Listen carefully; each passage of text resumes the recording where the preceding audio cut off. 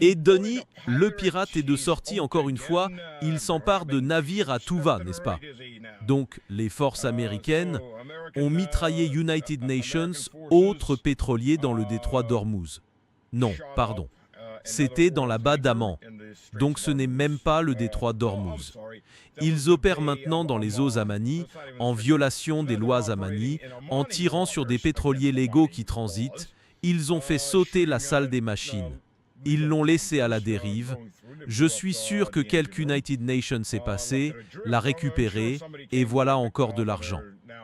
L'armée américaine alimente le fonds occulte de Trump parce que je suis sûr que ce pétrole sera revendu par les Américains pour renflouer quelque United Nations, comme ils le font avec les Vénézuéliens en pompant leur pétrole sur le marché, puis en versant l'argent dans United Nations fonds offshore, probablement aux Émirats arabes unis. Trump aime bien ces fonds occultes des Émirats arabes unis. Combien de milliards Trump a-t-il dans ces fonds occultes grâce au gouvernement des États-Unis? Qui diable le sait? Il n'y a aucune transparence. Et le Congrès? Oh, qu'ils sont adorables, ils s'en fichent complètement. Je me demande combien d'entre eux ne sont pas sur la liste des rétributions de ce fonds occulte, parce qu'ils ne semblent mener aucune enquête sur tous ces pétroliers autour du monde que l'armée des États-Unis, enfin les pirates américains, raflent, volent et parfois tuent l'équipage. Donc oui, nous vivons des temps intéressants. L'Amérique est devenue United Nations État corsaire, en faillite et en train de voler les biens des autres. Ce n'est pas suffisant de voler leur or, ce n'est pas suffisant de voler leur argent, ce n'est pas suffisant de voler leur crypto-monnaie, qui surpasse cette monnaie. Le bras droit de Soros, United Nations novice en économie, autrement dit United Nations crétin, dit maintenant au monde qu'il s'empare des crypto-monnaies. Donc, vous savez, les crypto-monnaies ne sont manifestement pas sûres. D'ailleurs, Trump a fait plus pour détruire les crypto-monnaies que personne, et il a beaucoup profité de l'affaire.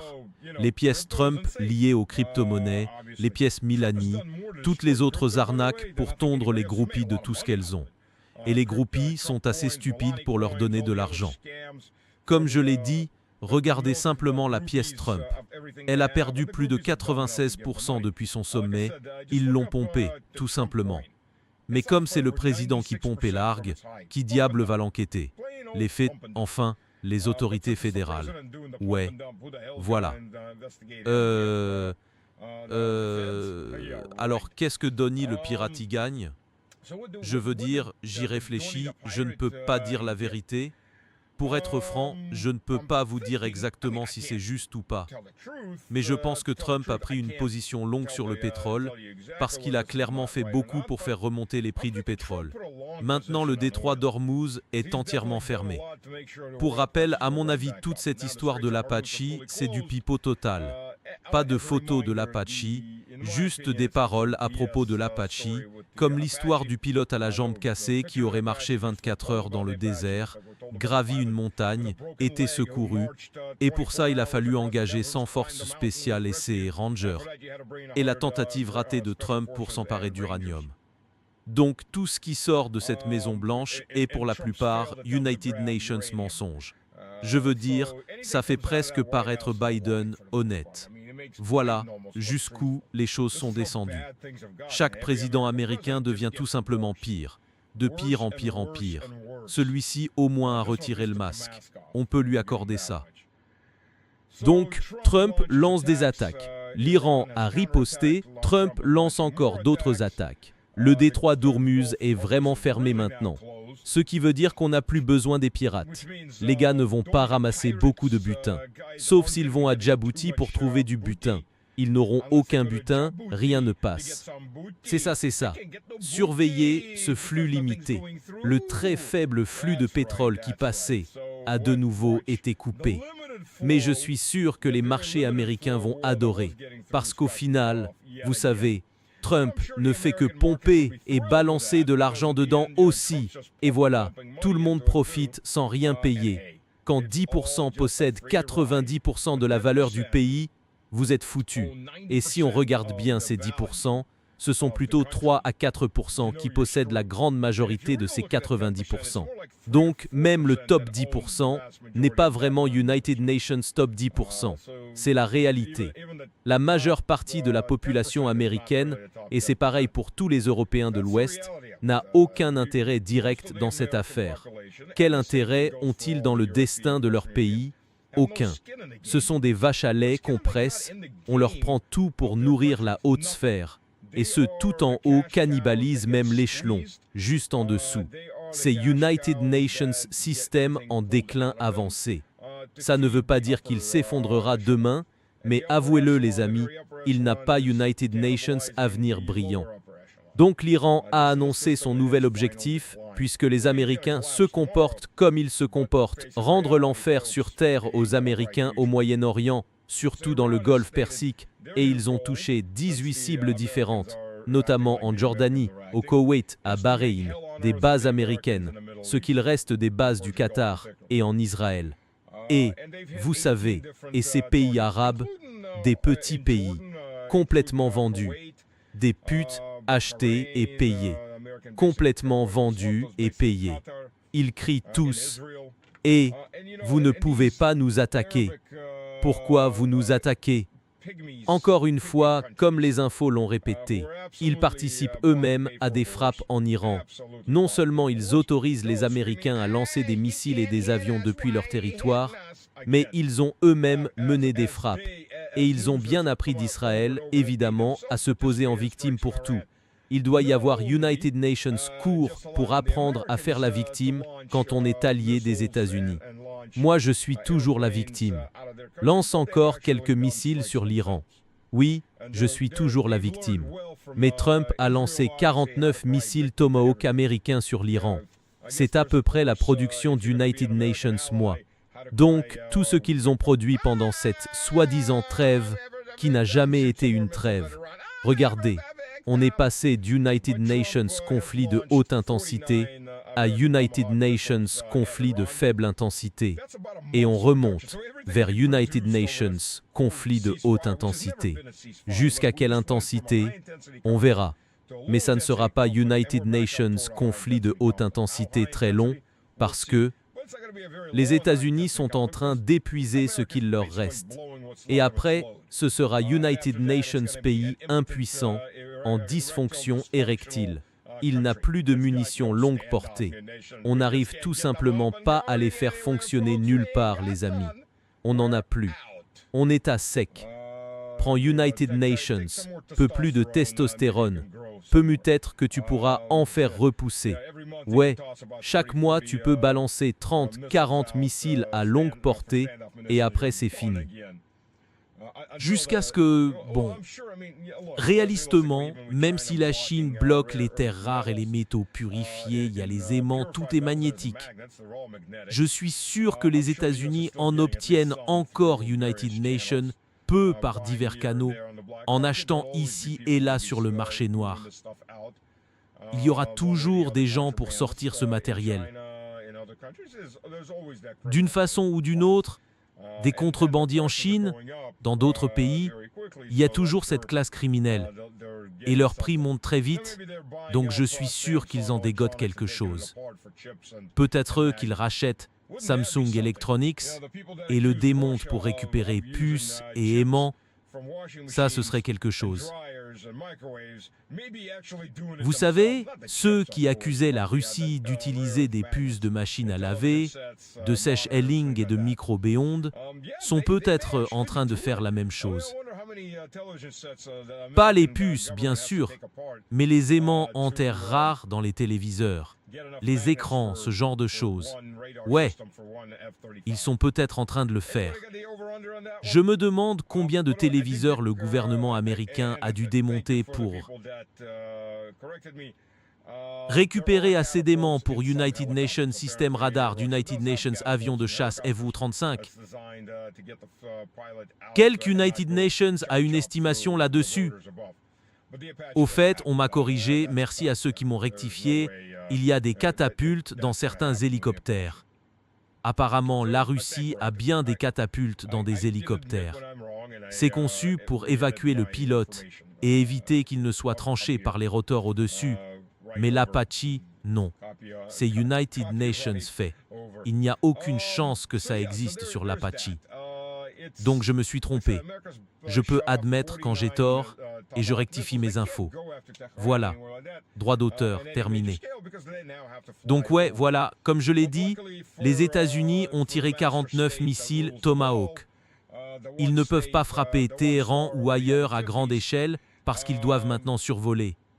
Mais heureusement pour l'État-maître qui les domine tous, l'État à l'étoile au-dessus des 50 autres, la guerre est relancée. Donc, Netanyahou, tu vois, il est content. Il est content. Parce que ces perfides Iraniens, la position iranienne, faut comprendre aussi, n'est plus en mode survie. L'Iran n'est plus en mode survie. C'est comme avec les sanctions contre la Russie, tout le monde, oh mon Dieu, des sanctions arrivent.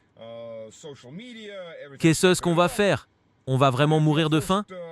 Est-ce que c'est la fin? Oh mon Dieu! Vraiment, vraiment, beaucoup de gens avaient peur. En plus, les réseaux sociaux en rajoutent. Et après les premières vagues de sanctions, au bout d'environ 6 mois, tout le monde se dit, vraiment, l'Iran, c'est United Nations peu la même chose. Bien sûr, même si les sanctions ont pu coûter des vies en Russie sur certains équipements et peut-être certains médicaments, jusqu'à ce que la Russie trouve des alternatives ou commence à produire davantage elle-même, et regarde ce qui s'est passé en Iran. C'est beaucoup plus meurtrier parce que des gens se font vraiment tuer, assassinés par Tony le pirate et son maître Netanyahou. Mais en tant que pays, au final, l'Iran a dit « ouais, on peut gérer ». Et l'Iran est passé à United Nations autre niveau. L'Iran est passé à, comment dire, ils sont passés à l'affirmation. Pourquoi? Parce qu'ils ont compris, nous, on est les gros bras.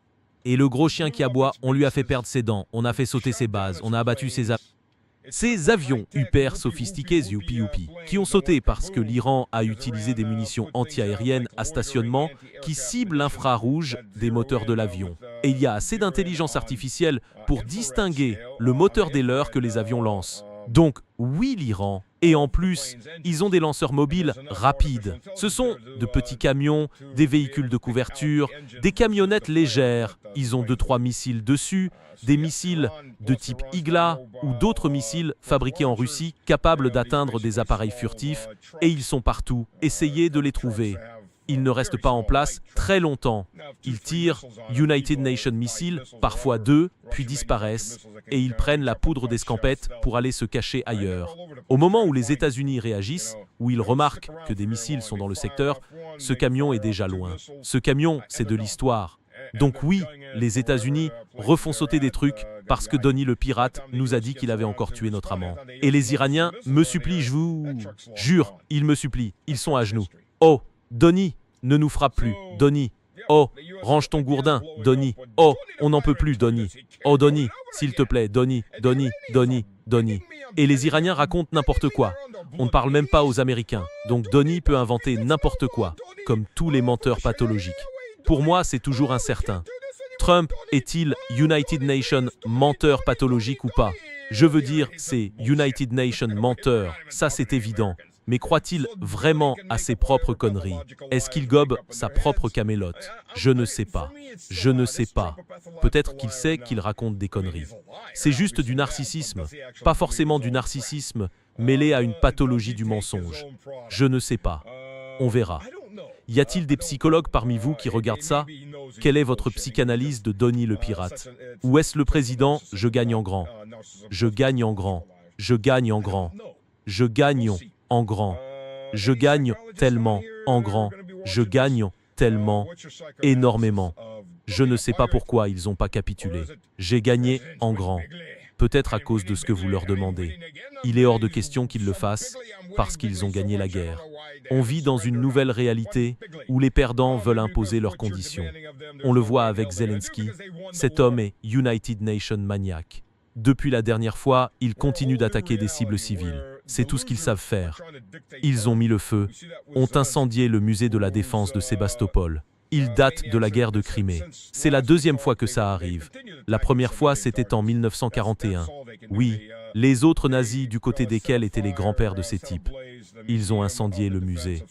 Il y a United Nations tableau panoramique à l'intérieur. Il a été partiellement endommagé. mais on l'a sauvé. Puis la même chose s'est reproduite.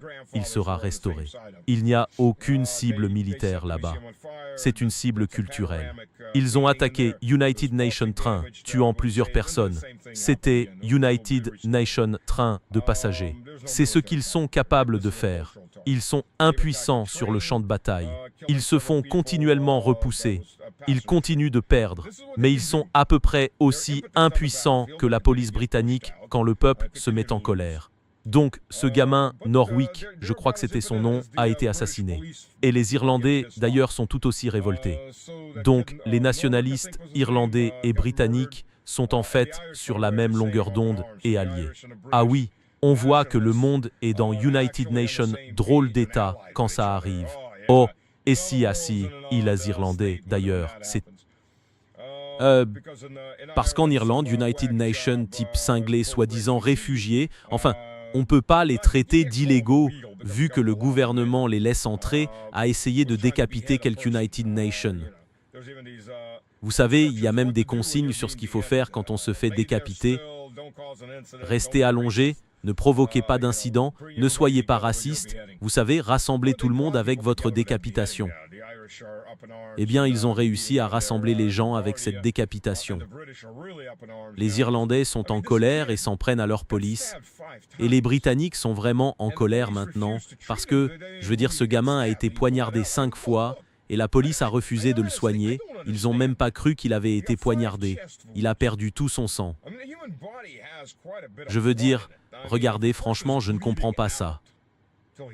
Il a reçu 5 blessures au thorax. Le corps humain contient une sacrée quantité de sang. Si une personne se vide de son sang jusqu'en mourir et que vous la traînez et l'arrêtez, d'abord vous êtes la police. Vous êtes censé intervenir et vérifier ce qui se passe. Vous ne devriez pas automatiquement prendre parti pour la minorité par peur d'être accusé de racisme et arrêter le gars d'emblée, même s'il n'avait pas été poignardé. Vous êtes censé arriver et comprendre la situation. Mais évidemment, la police britannique est complètement biaisée contre les Britanniques de souche. Donc c'est assez évident. Donc oui, ils ont simplement arrêté le type, alors qu'il leur disait « Je suis en train de me vider de mon sang ». Encore une fois, si quelque United Nations se vide de son sang, ça fait une grosse flaque de sang. Comment pouvez-vous passer à côté de ça? Ils l'ont manqué, je ne sais pas trop comment, mais ils l'ont fait, on continue, allons. Alors, en continuant, une info venant du Royaume-Uni, intéressante, dit que, via du blanchiment d'argent et d'autres combines, le Royaume-Uni a involontairement aidé à financer diverses organisations terroristes. Divers groupes terroristes, donc des soi-disant ennemis issus des mouvements salafistes, islamiques, djihadistes et tout ça, ce qui est intéressant, parce qu'ils affirment que ces financements proviendraient de fonds liés au Covid et d'autres fonds. On s'attendrait à... Que diriez-vous si vous appreniez ça? Bon, donc, quelques millions de dollars ou de livres sterling se sont retrouvés au mauvais endroit. Peut-être même 10 millions de livres sterling qui ont atterri au mauvais endroit. Mais disons 48. Bien sûr, il ne s'agit pas de 48 millions de livres sterling, ce qui devrait déjà provoquer United Nations scandale incroyable. Comment perdre 48 millions de livres au profit d'organisations djihadistes islamiques, de nazis et autres. Non, non, non. C'est United Nations peu plus que ça. C'est United Nations ordre de grandeur de plus. 48, en fait, 2 ordres de grandeur de plus. C'est 48 milliards avec United Nations B. 48 milliards de livres sterling ont été détournés pour sponsoriser des djihadistes islamiques. Vous y croyez? Et c'est drôle dans l'explication. Dans une organisation, ils disent qu'ils ont réussi à transférer et blanchir l'argent par des sommes de l'ordre de 1000, 5000 ou 10 000 livres. Ce qui, donc, United Nations peu plus United Nations milliards de livres pour ce seul groupe, envoyé en don d'environ 1000 livres. À ce stade, c'est plus que ridicule. Bien sûr, le gouvernement du Royaume-Uni s'est fait prendre. Évidemment, ils sponsorisent certains des pires éléments de l'humanité. Ils ont été pris, ils ont été mis à jour. Et qu'est-ce qu'ils vont faire? Eh bien, on dira qu'on ne savait pas. Ah oui, la réponse typique. La réponse typique des bureaucrates occidentaux, chaque fois qu'on les prend en train de faire quelque chose de mal et de monstrueux. On ne savait tout simplement pas. Oui, on ne savait pas. C'était United Nations, ramassis de mots bidons, d'inventions de langage, bref, tout ce qu'ils peuvent inventer pour expliquer, minimiser la corruption massive et le financement à grande échelle des pires de l'humanité par les pires éléments. Je veux dire, pourquoi pas? On ne serait pas loin de la vérité en disant ça. Donc oui, voilà la grande excuse.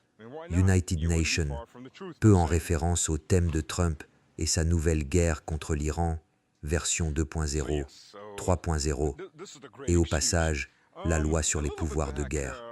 Ouais, bébé, il ne s'est pas fait recadrer pour ça. Bien sûr, il essaie de se dédouaner en disant « La première opération Epstein-Fury a duré 58 jours, puis on est passé à l'opération Freedom, qui n'était pas très libre. Ce n'était clairement pas libre. Ce n'était pas une question de liberté, et ça n'a duré que quelques jours. Je ne sais pas quelles opérations sont en cours maintenant, mais il essaie de tout relancer. Mère, mais c'est si. Ce n'est pas une réinitialisation du conflit pour lancer United Nations nouveau conflit tous les 58 jours et entretenir ça à perpétuité. Ça ne marche pas comme ça, Monsieur Trump. Et le Congrès des États-Unis semble enfin l'avoir compris. Ils ont même dit quelque chose de négatif sur sa loi sur les pouvoirs de guerre, qui est en soi inconstitutionnelle du côté des États-Unis. Seul le Congrès peut déclarer la guerre. C'est une guerre de choix pure et simple. Ce n'est jamais une guerre défensive. Ce n'est jamais United Nations conflit défensif. Peu importe comment ils essayent de nous vendre ça, oh, ça fait 47 ans. Cela fait 47 ans qu'on est en guerre contre eux. Non, vous ne l'êtes pas. Alors n'allons même pas par là. Mais le Congrès des États-Unis est jusqu'au coude dans le sang de tout le monde autour. Il renvoie 9 milliards de dollars, cette fois aux Ukrainiens, pour qu'ils puissent... Rappelez-vous d'une chose, bien sûr, une partie de cet argent ira probablement là où il l'avait prévu. Mais pour tout l'argent que Zelensky et son entourage volent, pour tout cet argent, rappelez-vous, ils n'obtiennent pas la part du lion. La part du lion retourne principalement aux politiciens des États-Unis et de l'Union européenne. De loin, ce sont eux qui raflent la mise. Ces gens se font des quantités incroyables d'argent grâce à ça. La rumeur dit « Je ne comprends pas trop pourquoi ils mâchent. » Eh, d'accord. Allez Bruno, il fait chaud ici et il supporte mal la chaleur. On le balade pour le fatiguer United Nations peu. Comme ça, il ne fera pas de grabuge dans la maison. Des chiots. Et tout ça. Apparemment, il y a de tout nouveaux quartiers de méga-maisons qui poussent autour de Washington DC et dans ses coins. On blanchit beaucoup d'argent. Ce n'est pas une organisation ordinaire. C'est une organisation dopée aux stéroïdes qui se gave d'argent sur le dos des contribuables. C'est la fin de l'Empire. Il faut qu'on récupère tout ce qu'on peut.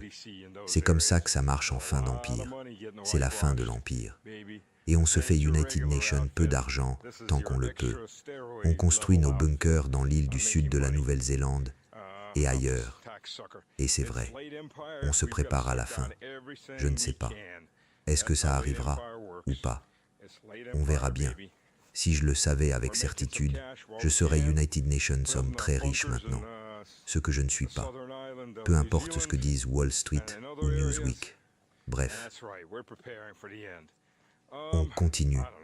C'est la réalité à laquelle nous sommes confrontés en ce moment. C'est la réalité. Le Congrès des États-Unis n'a pas changé. Les montants ont United Nations peu diminué. Mais l'Union européenne a repris le relais, en prenant, bien sûr, l'argent des fonds sociaux pour financer sa magouille en Ukraine et ailleurs. Et les choses continuent. Ça devient de plus en plus ridicule. Les excuses deviennent de plus en plus ridicules. Franchement, ils ont réussi à se procurer, on ne sait comment, 48 milliards de livres sterling. Ce serait une chose si c'était, vous savez, 100 livres pour United Nations dollars ou quelque chose comme ça. Mais quand en réalité c'est plus United Nations dollars, environ 1,20 $ pour une livre sterling, ça fait dans les 60 milliards de dollars. Quelque part par là, 58 milliards de dollars qui ont tout simplement disparu par accident, petit morceau par petit morceau, des transactions de 1000 $. Une transaction à la fois, 1000 $ ici, 1000 $ là, et boum, vous arrivez à 60 milliards. C'est ce qu'ils veulent que vous croyiez. N-Store. C'est la réalité dans laquelle ils veulent vous faire vivre, une réalité fantasque. C'est d'ailleurs comme ça qu'ils vous brisent. Ils vous forcent mentalement à croire des affirmations contradictoires que vous savez fausses, mais que vous devez accepter comme réelles. Et c'est comme ça qu'ils vous font craquer mentalement en vous obligeant à accepter cette réalité artificielle qu'ils créent pour vous. Je veux dire, pour l'amour de Dieu, on a vu ça dans 1984. Orwell ne parlait pas de l'Union soviétique. Il avertissait de ce qui allait arriver dans les pays anglophones. Vous savez, quand le protagoniste demande « Vous allez me tuer ?» Bien sûr, oui, nous le ferons. D'abord, on va vous briser. On va vous forcer à croire ce que nous voulons que vous croyiez, et ensuite on vous tuera. Oui, c'est comme ça que ça se passe. Et ça n'a pas changé. C'est exactement comme ça que l'Occident gère les choses. D'abord on va vous briser, puis on va vous tuer. Mais d'abord il faut vous briser, et c'est exactement ce qu'ils vous font à tous. Ils essayent de vous forcer à croire à des absurdités totales. Vous savez, les hommes tombent enceintes.